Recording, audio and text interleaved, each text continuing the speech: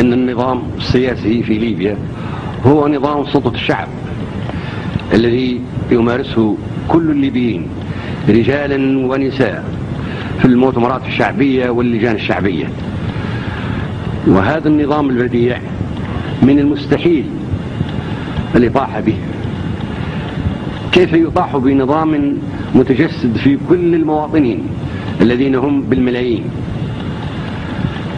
أما التشدق بالإطاحة بنظام القذافي هذا مدعاة للضحك ومدعاة للسخرية بأصحابه، فليس للقذافي نظام سياسي حتى يمكن الإطاحة به.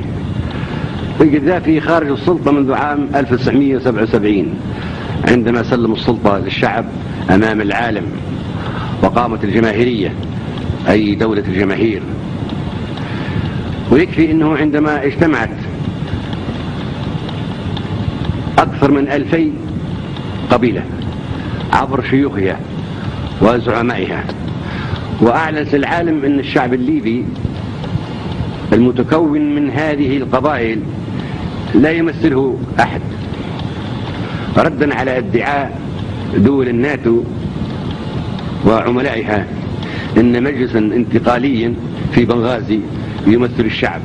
فردت قبائل الشعب الليبي كلها عبر ملتقاها العام ل2000 قبيلة بأن الشعب الليبي موجود ولا يمثله أحد.